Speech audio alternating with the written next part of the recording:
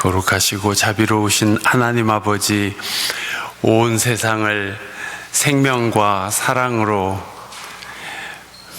평화와 자유로 채우셔서 모든 생명들 다 주님 내신 은혜를 입고 아름답게 살아가고 있습니다. 오늘 성령 강림 주일을 맞아서 하나님 앞에 저희 마음 모아 이 예배 바칩니다. 하나님께서 여기 성령으로 임재하시고 저희 가운데 하늘의 은혜를 내려 주시옵소서. 이 예배가 오직 하나님께 영광이 되기를 원하오며 우리 구주 예수 그리스도 이름으로 기도하옵나이다. 아멘.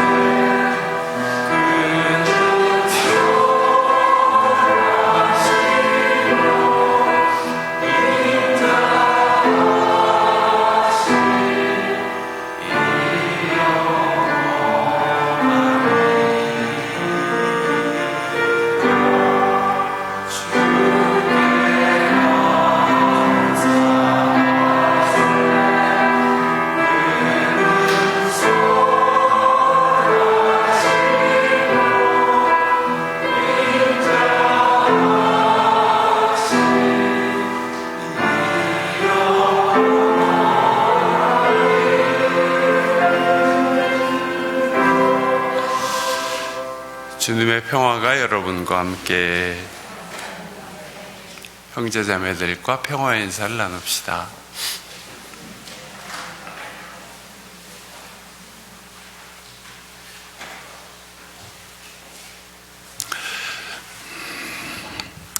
주께서 오늘도 세상에 변함없이 사랑과 자비를 베풀어 주심을 감사하며, 특별히 성령 강림 주일을 맞아서 성령께서 우리 안에 충만하시기를 바라며 이 예배를 올립시다. 찬송가 10장 같이 하겠습니다.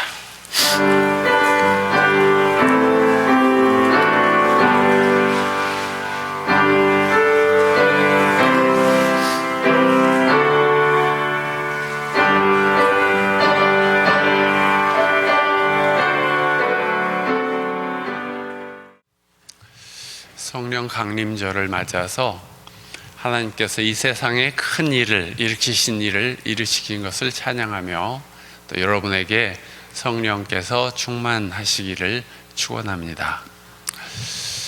누가 성령을 받는가?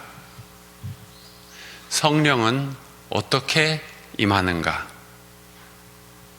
좀 궁금한 일이죠. 성령에 대해서는 사람마다 경험이 다를 것입니다. 누군들 성령에 대해서 다 안다고 말할 수 있겠습니까? 그런데 성경에 의하면 성령은 하나님의 영입니다. 그러면 하나님도 영적 존재인데 성령과는 어떤 관계에 있을까? 하나님과 성령과의 관계는 어떻게 생각해야 할까? 우리의 공간 개념으로 이해를 하자면 하나님께서 태양이라 여기고 성령은 세상 곳곳을 비추는 빛이거나 태양열이라고 할 수 있습니다. 말하자면 성부는 근원적인 존재이시고 성령은 우리에게 가까이 오셔서 우리를 도와주시고 우리를 따뜻하게 하시고 우리에게 힘 주시는 그런 존재라고 생각할 수 있겠습니다. 어쨌거나 성령은 하나님의 아들 예수 그리스도를 사람들에게 알려주시는 영적 존재였습니다. 오늘 복음서에 거듭 나오는데 성령은 진리의 영이며 그리스도를 증언하신다고 했습니다. 요한복음 15장 말씀 26절, 내가 아버지께로부터 너희에게 보낼 보혜사 곧 아버지께로부터 오시는 진리의 영이 오시면 그 영이 나를 위하여 증언할 것이다. 16장에도 13절, 그분 곧 진리의 영이 오시면 그가 너희를 모든 진리 가운데로 인도하실 것이다 했습니다. 성령은 사람을 미혹시키는 영이 아니라 진리로 인도하시는 영입니다. 무엇보다도 예수님에 대하여 알고 믿도록 해주시는 영입니다. 또 오늘 로마서 말씀은 성령께서 어떤 일을 하시는가, 성령 사역의 관점에서 해주신 증언들입니다. 로마서 8장 26절, 성령께서도 우리의 약함을 도와주십니다. 우리는 어떻게 기도해야 할지도 알지 못하지만 성령께서 친히 이루 다 말로 할 수 없는 탄식으로 우리를 대신하여 간구해 주십니다 하셨습니다. 성령은 연약한 우리를 도와주는 영이며 어떻게 기도해야 할지도 모르는 사람을 기도하도록 돕는 일을 하십니다. 또 성령은 사람들이 비록 고통 가운데 있을지라도 희망을 갖고 믿고 기다리게 해주는 일을 하시며 또 사람에게 좋은 열매를 많이 맺게 해주십니다.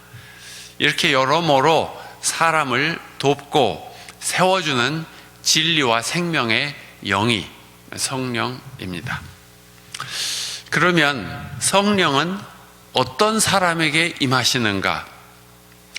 오늘 오순절 성령 강림절이 너무 특별해서 보통으로 신앙생활을 하는 사람들과는 거리가 먼 것처럼 여겨질 수 있을 것입니다.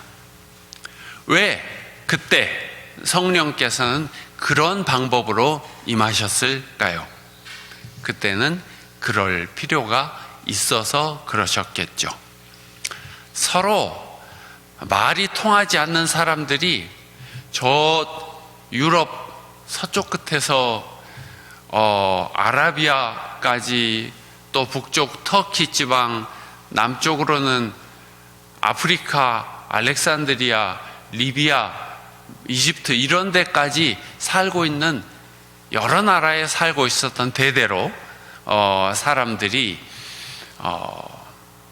이 추수절, 오순절 순례를 위하여 예루살렘에 모였기 때문에 하나님께서는 그런 일을 행하셨다 그렇게 생각할 수 있습니다.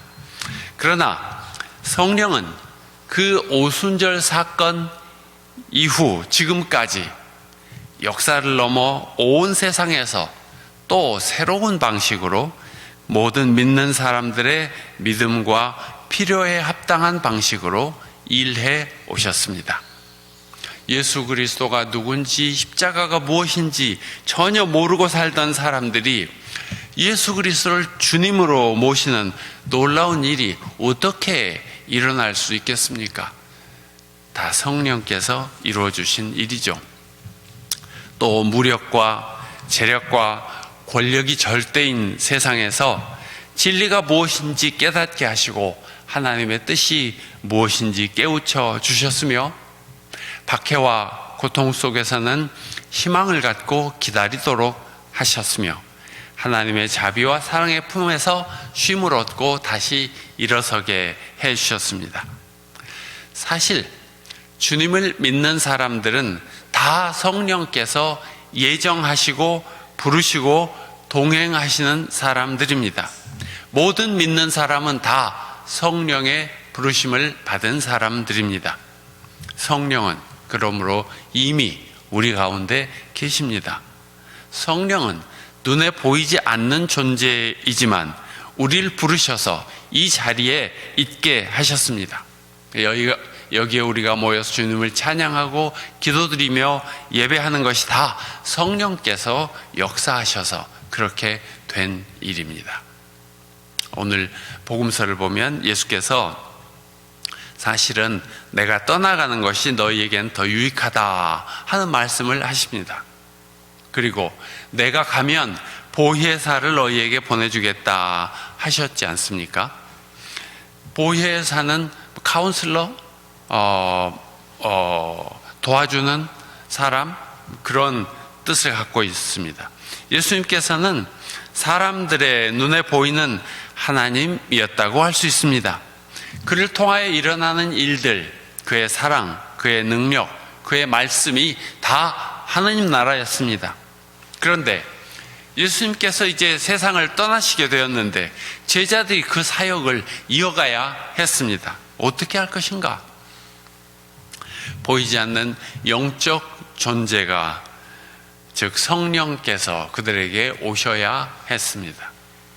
예수님은 그래서 세상을 떠나셨지만 오히려 온 세상 어디에나 계시게 된 것입니다. 그래서 예수님과는 까마득히 먼 시간과 장소에 있는 우리도 예수님을 섬기며 믿음으로 사는 생을 살아가게 된 것입니다. 이게 다 성령님의 사역입니다. 성령은 마음을 변화시키고 삶을 새롭게 하는 힘입니다. 성령의 활동으로 열리는 열매는 갈라디아 5장의 말씀처럼 사랑과 기쁨과 화평이며 인내와 친절과 양선이며 진실하고 온유하고 절제함입니다. 그래서 나에게 성령이 임하시면 내 속에 사랑하는 마음이 생기고 기쁨이 차오릅니다. 우리에게 성령이 임하시면 마음이 평온하고 평화를 추구하게 됩니다. 우리에게 성령이 임하시면 조급함이 사라지고 영이 맑아집니다. 모든 그리스도인에게 성령이 임하시면 이웃에게 친절하고 선한 마음으로 살아가게 됩니다. 성령 충만하기를 원하는 사람은 수동적으로, 소극적으로 그냥 앉아있기만 할 것이 아니라 적극적으로, 능동적으로 시도해야 할 것이 있습니다. 기도하는 일입니다.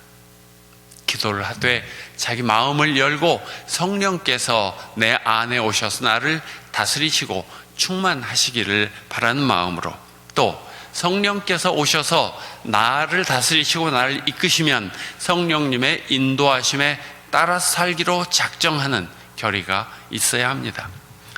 하나님께서 어떤 특별한 사람에게만 임하시겠습니까? 누구든지 마음의 문을 열고 성령을 모시면 그에게로 들어가신다고 약속하셨습니다. 보아라, 내가 문 밖에 서서 문을 두드리고 있다. 누구든지 내 음성을 듣고 문을 열면 나는 그에게로 들어가서 그와 함께 먹고 그는 나와 함께 먹을 것이다 하셨습니다. 우리는 성령께서 우리에게 임하시고 우리와 함께 계시기를 기도해야 합니다.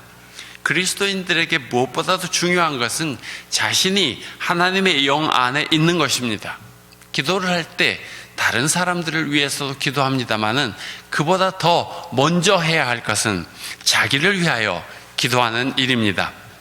자신이 하나님의 뜻에 따르고 순종하며 성령의 기운 안에 있기를 기도해야 합니다. 모든 문제들은 내가 성령 안에 있으면 해결이 되기 때문입니다. 많은 어려운 것들은 내가 성령을 모시지 못해서 생기기 때문입니다. 근데 왜 우리는 성령께서 원하시는 일을 하지 않을까요? 성령께 전적으로 순종하지 못하는 것일까요? 자신의 욕망을 채우려 하기 때문입니다. 욕심이 일어나면 성령의 뜻을 따르지 않습니다. 사람에게는 선한 생각도 있고 악한 생각도 있습니다. 그러니 내 생각이 선한 것인지에 깨어 있어야 합니다. 우리의 결정이 선한 것인지 아닌지 주님께 여쭈어야 합니다. 성령은 선한 생각을 지지하십니다. 악령은 악한 생각을 격려합니다. 요한일서에는 어느 영이든지 다 믿지 말고 그 영들이 하나님에게서 났는지 시험해 보라는 말씀이 있습니다.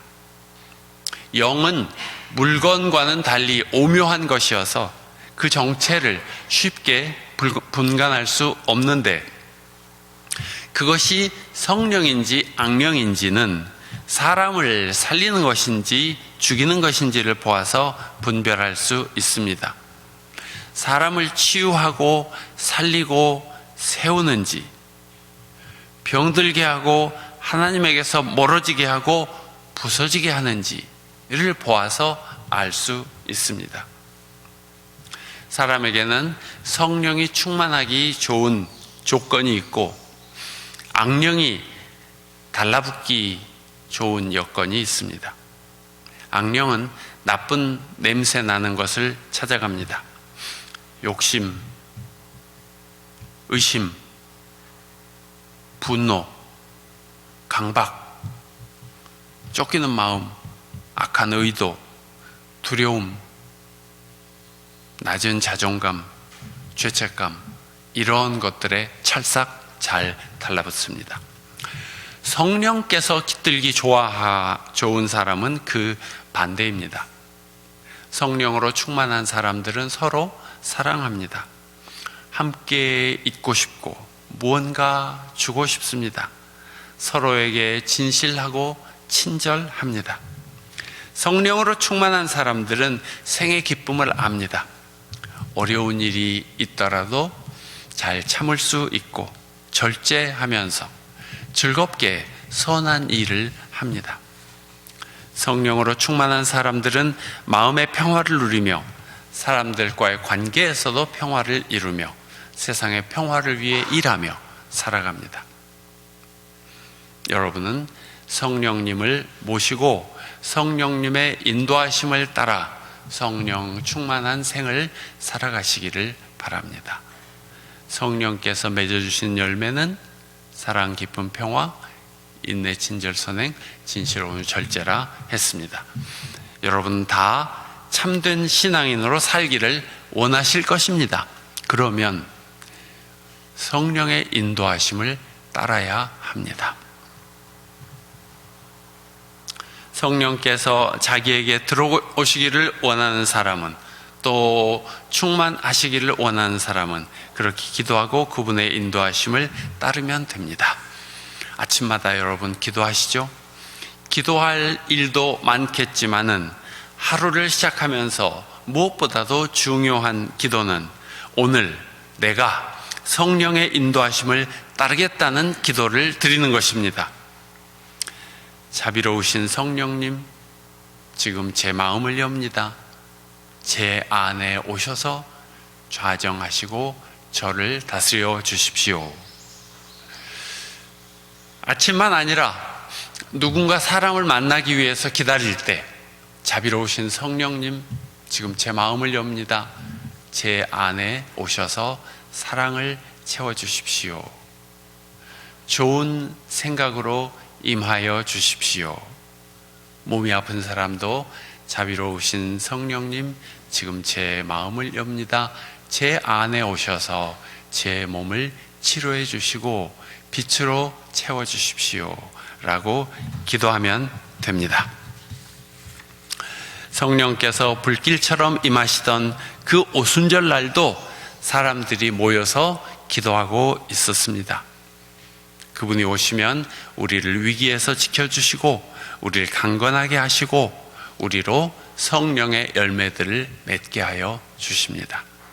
그분이 오시면 우리가 잘 알지 못했던 사실들을 환히 알게 되고 우리가 사로잡혀 있던 장애물들이 무엇인지 치울 수 있게 되고 우리는 자유와 평화와 기쁨을 누리게 됩니다. 성령께서 여러분의 삶에 충만하시기를 축원합니다. 오늘의 말씀을 묵상하며 기도합시다.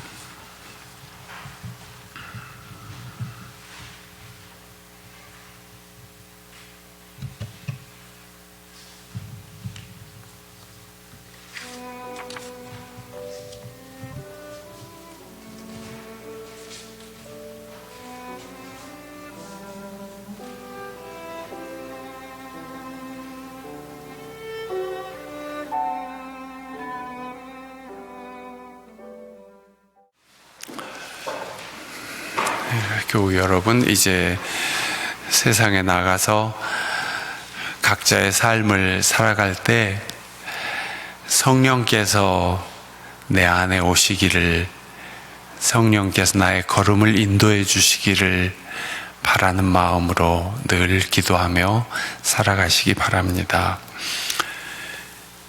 이제는 온 세상을 가득한 생명으로 채워주신 하나님 아버지의 크신 사랑과 이 땅, 이 역사에 오셔서 우리에게 생명의 길을 열어주신 우리 주 예수 그리스도의 은혜와 세상 끝까지, 땅 끝까지 이르러 하나님의 말씀을, 하나님의 사랑을 전해 주시는 성령님의 사역이, 오늘 성령 강림절 예배를 하나님께 드리고 다시금 삶의 자리로 흩어져 나아가는 주의 백성들 위해 늘 함께 계시기를 축원합니다. 아멘.